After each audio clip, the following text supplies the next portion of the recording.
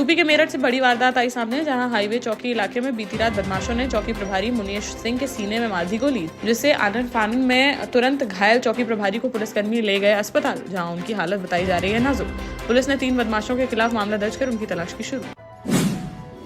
मंगलवार को राजधानी भोपाल के कुशाभाऊ ठाकरे सभागार में 63वीं सेंट्रल जियोलॉजिकल प्रोग्रामिंग बोर्ड की 2 दिवसीय बैठक का हुआ आयोजन, जिसमें देश के 20 राज्यों के खनिज मंत्री रहे मौजूद।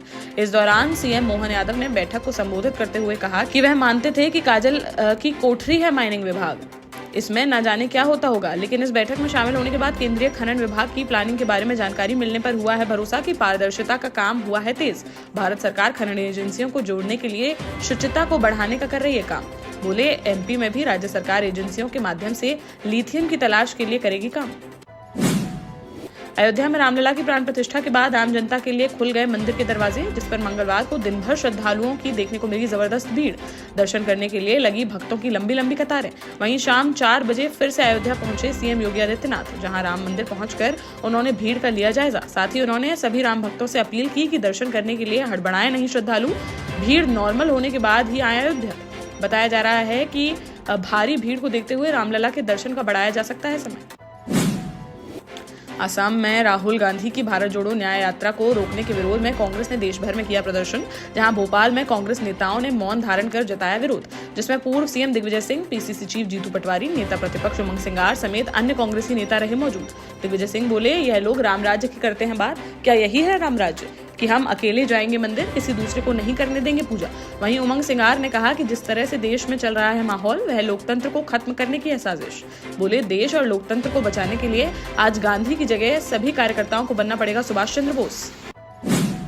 सर्द हवाओं से पूरे मध्य प्रदेश में बढ़ गई है ठंड, जहां दतिया, ग्वालियर, राजगढ़, खजुराहो और रीवा की रातें शिमला व जम्मू से भी हैं ज्यादा ठंडी। दतिया में 3 डिग्री तक पहुंच गया है टेम्परेचर, जबकि बाकी शहरों में भी 10 डिग्री से नीचा है पारा। ग्वालियर, जबलपुर, नौगांव जैसे कई शहर तो दिन में भी ठिठुर रहे हैं। भोपाल और इंदौर में भी बड़ी है ठिठुरन। मौसम विभाग की माने तो अगले 1-2 दिन तक ऐसा ही रहेगा मौसम। 26 जनवरी के बाद दिन रात के टेम्परेचर में बढ़ोतरी का है अनुमान। जालौन में बीती रात बुंदेलखंड एक्सप्रेसवे पर देखने को मिला दर्दनाक सड़क हादसा, जहां गोहन थाना क्षेत्र में एक्सप्रेसवे पर आगे जा रहे डंपर में पीछे से जा टकराई श्रद्धालुओं से भरी बस, जिससे यात्रियों में मची चीख पुकार। वहीं बस में सवार 67 में से 36 से अधिक श्रद्धालु हो गए घायल, जिन्हें मौके पर पहुंची पुलिस द्वारा तुरंत सामुदायिक स्वास्थ्य केंद्र में कराया गया भर्ती, जिनमें से 12 की हालत गंभीर होने पर उन्हें हायर सेंटर के लिए कर दिया गया रेफर। चित्रकूट से मथुरा जा रहे थे यात्री, तभी घना कोहरा होने के कारण रास्ते में हो गया है हादसा। टीकमगढ़ जिले के लिधौरा तहसील क्षेत्र अंतर्गत पैतपुरा गांव में शिवलिंग से सांप लिपटने की घटना आई सामने, जहां बीती शाम मंदिर में दर्शन करने के लिए पहुंचे थे श्रद्धालु। तभी उन्होंने देखा कि शिवलिंग से लिपटा हुआ है सांप, जिसकी पूरी गांव में फैल गई खबर। तो देखते ही देखते वहां लोगों की भारी भीड़ हो गई एकत्रित, जिन्होंने भगवान शिव व नाग देवता की आरती उतारकर की पूजा अर्चना। फिर करीब 1 घंटे तक शिवलिंग से लिपटा रहने के बाद झाड़ियों की तरफ निकलकर चला गया सांप। मंदसौर में एक कलयुगी पिता का देखने को मिला कहर, जहां पति पत्नी के बीच हुआ विवाद तो अपनी 4 साल की बेटी को ले जाकर चंबल नदी में फेंक दिया उसे।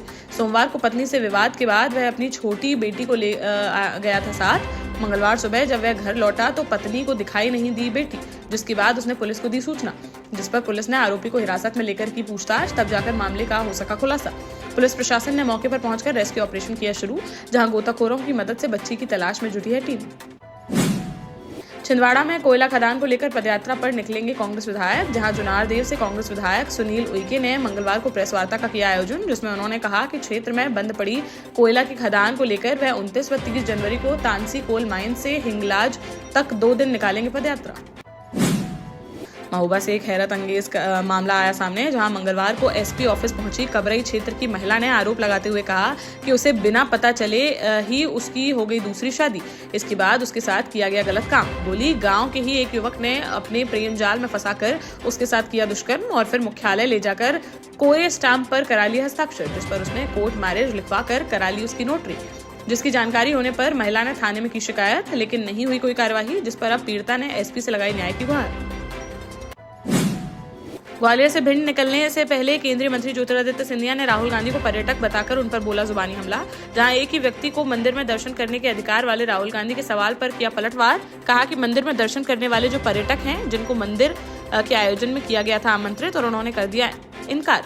बोले, भगवान राम के मंदिर के आमंत्रण को किया इनकार, देश की जनता ऐसे लोगों को कभी नहीं करेगी माफ। मध्य प्रदेश में लोक स्वास्थ्य एवं परिवार कल्याण विभाग और चिकित्सा शिक्षा विभाग होंगे मर्ज, जहां डॉक्टर मोहन यादव की कैबिनेट ने मंगलवार को इस प्रस्ताव को दे दी हरी झंडी। साथ ही नई शिक्षा नीति के आधार पर हर जिले में प्रधानमंत्री एक्सीलेंस कॉलेज खोलने का भी कैबिनेट ने लिया फैसला। आयुर्वेद विश्वविद्यालय में अब नर्सिंग और पैरामेडिकल पाठ्यक्रम किया जाएगा शामिल। एमपी के आगर मालवा से एक बड़ा मामला आया सामने, जहां एक न्यायाधीश ने वकील पर जूते फेंककर मारने का लगाया आरोप। आगर जिला न्यायालय में पदस्थ एडीजे प्रदीप दुबे ने बीती शाम एक वकील के खिलाफ कोतवाली थाने पहुंचकर शिकायत कराई दर्ज, जिसमें जज ने न्यायालय के कार्य के दौरान वकील नितिन अटल पर फर्जी वकालतनामा पेश कर उसे जबरदस्ती छीनने का प्रयास करने का लगाया आरोप। साथ ही कहा कि जब इस बात को लेकर हुआ विवाद तो वकील ने कोर्ट रूम में ही उन पर फेंक कर मार दिया जूता और गाली गलौज करते हुए उन्हें जान से मारने की दी धमकी। पुलिस ने आरोपी वकील के खिलाफ एफआईआर दर्ज कर कार्यवाही की शुरू। आगामी लोकसभा चुनाव को लेकर झांसी जिलाधिकारी अविनाश कुमार की अध्यक्षता में सभी पार्टियों के पदाधिकारियों के साथ कलेक्ट्रेट सभागार में एक बैठक का किया गया आयोजन, जिसमें सभी जिलाध्यक्षों व अन्य पदाधिकारियों को प्रत्येक विधानसभा क्षेत्र के पुनरीक्षण में सभी संशोधनों सहित तैयार की गई निर्वाचक नामावली की गई वितरित। नामावली के अनुसार जनपद में कुल 1586 मतदेय स्थल व 905 है मतदान केंद्र। इसके अलावा जनपद में पुरुष मतदाताओं की संख्या है 8,22,827, तो वहीं 7,28,879 है महिला मतदाता। झांसी में नेताजी सुभाष चंद्र बोस की जयंती के उपलक्ष्य में सड़क सुरक्षा को लेकर चलाए जा रहे अभियान के तहत मंगलवार को इलाइट चौराहे पर समाज सेवी संगठनों व स्कूल के बच्चों को दिलाई गई सड़क सुरक्षा की शपथ। संभागीय परिवहन अधिकारी व एसपी सिटी ने सभी को दुर्घटना से बचने के लिए दिलाई सड़क सुरक्षा की शपथ। इस दौरान सभी ने मानव श्रृंखला बनाकर दिया संदेश कि वे यातायात के नियमों का पालन करने के लिए और भी लोगों को इसी तरह करेंगे जागरूक।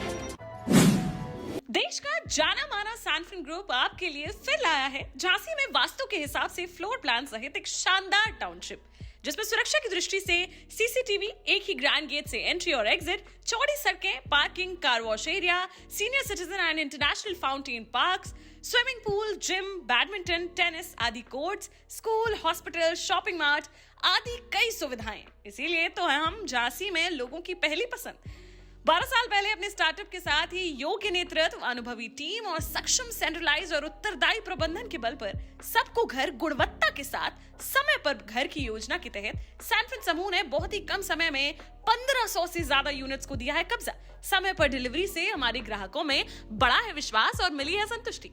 सैनफिन समूह ने बहुत कम समय में सैनफिन Ashok city, green homes residency, green homes city, सैनफिन Ashok valley, Delhi public school, सैनफिन शाखा, केन सैनफिन अस्पताल सहित कई अन्य परियोजनाओं के साथ नई झांसी के निर्माण में स्थापित किया है एक बड़ा मुकाम। तो आप भी आज ही आइए अपने परिवार के साथ और कीजिए अपने सपने साकार।